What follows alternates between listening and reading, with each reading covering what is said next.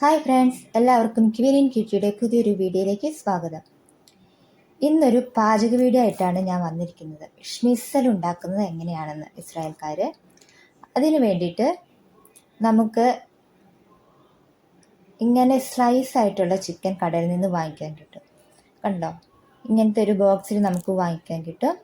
അത് നമുക്ക് പൊട്ടിച്ചിട്ട് ആദ്യം ഒന്ന് കഴുകിയെടുക്കാം. ഞാനതിൽ ഒരു 6 പീസ് എടുക്കുന്നുണ്ട് കേട്ടോ.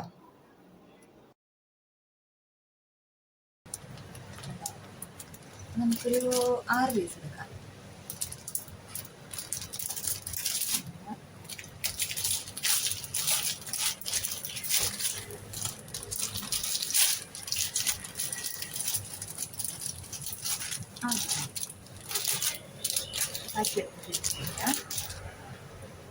ഞാനിത് ആദ്യമായിട്ട് കളഞ്ഞു, അതുകൊണ്ട് വലിയ പരിചയമില്ല.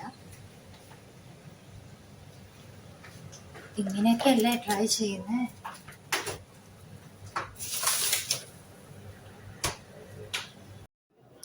അപ്പോൾ നമുക്കിതൊന്ന് കഴുകിയെടുക്കാം. അതിനായിട്ട് ഒരു ബോക്സിലേക്ക് ഞാൻ കുറച്ച് ഉപ്പിടുന്നുണ്ട്. ഉപ്പിൽ വെള്ളം ഒഴിച്ചിട്ട് ഷ്നിറ്റ്സലിൻ്റെ പീസ് അങ്ങോട്ട് എടുത്തിട്ടാണ് ഷ്നിറ്റ്സലിന് വേണ്ടിയിട്ടുള്ള പീസ് കേട്ടോ. മറ്റേപാട് ഉപ്പിട്ട് ഇങ്ങനെ തിരുമ്മി കഴിയിട്ടുണ്ടെങ്കിൽ അത് ഭയങ്കര തിന്നായതുകൊണ്ട് എന്താ പറയുക, ഇങ്ങനെ പൊടിഞ്ഞു പോകാൻ വഴിയുണ്ട്. അപ്പോൾ ഞാൻ ഉപ്പിൽ വെള്ളം ഒഴിച്ചിട്ട് അതിൽ കഴുകിയെടുക്കുകയാണ് ചെയ്യുന്നത്. അപ്പോൾ ഒരു 2-3 പ്രാവശ്യം നമുക്കതൊന്ന് കഴുകിയെടുക്കാം. അവർ ഓൾറെഡി ക്ലീൻ ആക്കിയാണ് തരുന്നത്. എന്നാലും നമ്മൾ മലയാളികൾ പൊതുവെ എന്ത് കിട്ടിയാലും കഴുകിയാണല്ലോ ഉപയോഗിക്കുകയുള്ളൂ. ഞാനും ആ കൂട്ടത്തിലായതുകൊണ്ട് കഴുകിയില്ലെങ്കിൽ എനിക്കൊരു മനസ്സമാധാനമില്ല. അതുകൊണ്ട് ഞാനും അങ്ങ് കഴുകിയേക്കാമെന്ന് വിചാരിച്ചു.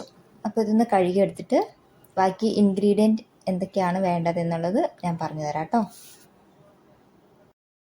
പിന്നെ നിങ്ങൾ ഈ വീഡിയോ കാണുന്നതും ഞാൻ പറയുന്നതും തമ്മിലുള്ള എൻ്റെ ലിപ്പ് മൂവ്മെൻറ്റ് ഇച്ചിരി വ്യത്യാസമുണ്ട്. കാരണം ഓപ്പൺ കിച്ചനാണ്. എൻ്റെ അമ്മ തൊട്ടിപ്പുറ സോഫയിൽ കിടന്ന് ഉറങ്ങുന്നുണ്ട്. അപ്പം അമ്മയ്ക്ക് ഡിസ്റ്റർബ് ആകാതിരിക്കാൻ വേണ്ടിയിട്ട് ഞാൻ പതുക്കെ പറയുന്നു. അന്നേരം ഒട്ടും സൗണ്ട് ഇല്ലാതെ വന്നതുകൊണ്ട് ഞാൻ വീണ്ടും റെക്കോർഡ് ചെയ്തതാണ്. അതുകൊണ്ടാട്ടോ ലിപ്പ് മൂവ്മെൻറ്റ് വേറെ ആയിട്ട് തോന്നുന്നത്.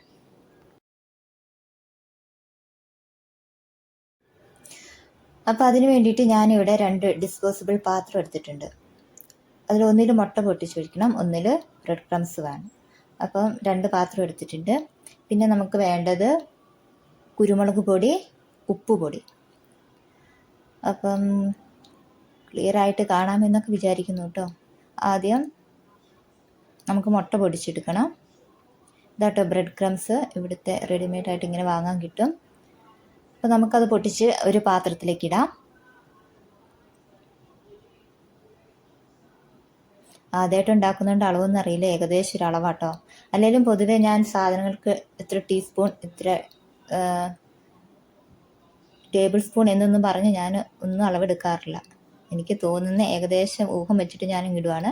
അപ്പോൾ ഒന്നിലേക്ക് ബ്രെഡ് ക്രംസ് ഇട്ടു, ഒന്നിൽ മുട്ട ഒഴിച്ചു. അതിലേക്ക് മുട്ടയിലേക്ക് ഇച്ചിരി കുരുമുളക് പൊടി, ഉപ്പ് ഇട്ടിട്ടുണ്ട്. നമ്മുടെ ചിക്കനിൽ പിടിക്കാൻ ആവശ്യമായത്. ചിക്കന് വേറെ ഉപ്പ് നമ്മൾ ചേർക്കുന്നില്ല. അപ്പം അതൊന്ന് നന്നായിട്ട് ബീറ്റ് ചെയ്തെടുക്കാം മുട്ട. ഇനി നമുക്ക് ഗ്യാസ് സ്റ്റൗ ഓൺ ആക്കിയിട്ട് പാത്രം വെച്ച് കൊടുക്കാം. പാത്രം ചൂടായി വരുമ്പം നമുക്കതിലേക്ക് ഓയിൽ ഒഴിച്ചു കൊടുക്കാം. അതിൻ്റെ ഇടയ്ക്ക് ഞാൻ കറി വെച്ചതിൻ്റെ ഒരു കടുക് ഉണ്ടായിരുന്നു, അതിൽ അതാട്ടോ എടുത്ത് കളഞ്ഞ് കടുക് പൊട്ടിത്തെറിച്ചതാണ്. എണ്ണ ചൂടായി വരട്ടെ. എണ്ണയല്ല, ഓയിൽ.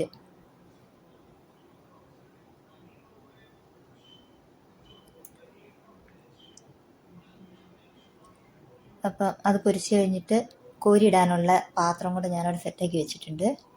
വൈറ്റ് ടിഷ്യൂ പേപ്പർ വെച്ചിട്ട്. ഇനി അതിൽ നിന്ന് ചിക്കൻ എടുത്തിട്ട് ആദ്യം നമ്മൾ ആ ബ്രെഡ് മുട്ട അതിൽ മുക്കുക. അത് കഴിഞ്ഞിട്ട് ബ്രെഡ് ക്രംസ് അതിൻ്റെ മേലേക്ക് ഇടുക. തിരിച്ചും മറിച്ചൊക്കെ ഇട്ട് ഞാൻ നല്ല രീതിയിൽ തന്നെ ബ്രെഡ് ക്രംസ് അതിൽ പിടിപ്പിക്കുന്നുണ്ട്. ആദ്യമായിട്ട് ഉണ്ടാക്കുന്ന കേട്ടോ. അങ്ങനെ അത് നന്നായി പിടിച്ച ശേഷം എണ്ണ നന്നായി ചൂടായിട്ടുണ്ട്, അതിലേക്ക് ഇട്ട് കൊടുത്തു. ഇതുപോലെ തന്നെ ബാക്കിയുള്ള എല്ലാ പീസുകളും നമുക്ക് ചെയ്തെടുക്കാം.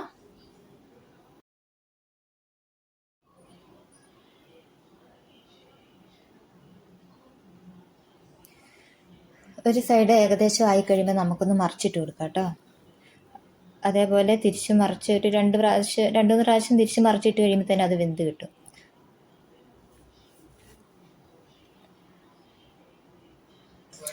അപ്പോൾ നമ്മുടെ ഇത് കുക്കായിട്ടുണ്ട്. നമുക്കിതിനെ പാത്രത്തിലേക്ക് മാറ്റാം. അത് കഴിഞ്ഞിട്ട് ഒരു 3 എണ്ണം കൂടെ പൊരിച്ചെടുക്കണം എന്തെന്നാണ് എൻ്റെ ഒരു വിശ്വാസം. ഇനിയിപ്പോൾ അഥവാ വെന്തില്ലെങ്കിൽ നമുക്കിതിനെ നാളെ ഒന്നും കൂടെ അടുപ്പത്ത് വെച്ചൊന്ന് വേവിക്കാം. എന്തേ?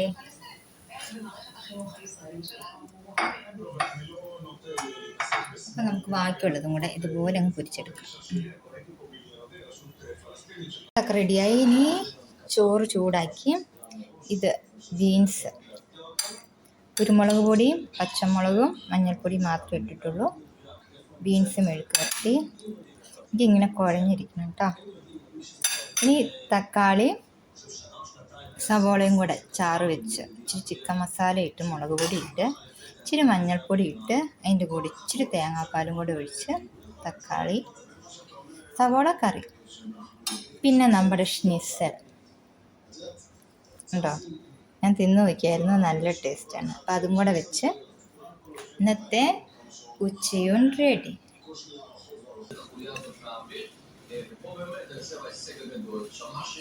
ഇതാണ് ഷ്നിസൽ.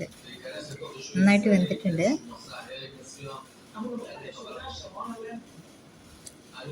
നല്ല ടേസ്റ്റ് ഉണ്ട്. എനിക്കിഷ്ടമാണ് ഇവരുടെ ഷ്നിസൽ, ഭയങ്കര ഇഷ്ടമാണ്. പക്ഷെ ഫിഷ് ഇഷ്ടമല്ല. മീൻ നമ്മൾ വെറുതെ പച്ചക്ക് കഴിക്കുമ്പോൾ ഒരു ടേസ്റ്റ് ഇല്ലല്ലോ, അതിൻ്റെ സ്മെല്ലൊക്കെ വരുമ്പോൾ എനിക്ക് ഇഷ്ടമല്ല. പക്ഷെ ചിക്കൻ്റെ ഇത് എനിക്ക് ഭയങ്കര ഇഷ്ടമാണ്. ഇവരുടെ ഫുഡിൽ എനിക്കിഷ്ടമുള്ള സാധനം ഇതാണ്. ഇച്ചിരി ബീൻസ് തോരനും തക്കാളിച്ചാറും ഇതും കൂടെ കൂട്ടി ഒരു പിടി.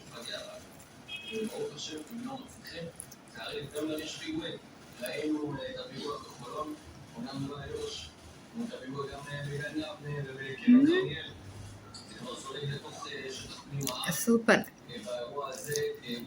അപ്പം അടുത്ത ദിവസം വേറൊരു ഡിഷായിട്ട് വരാം. അതുവരെ എല്ലാവർക്കും ടാറ്റാ, ബൈ ബൈ.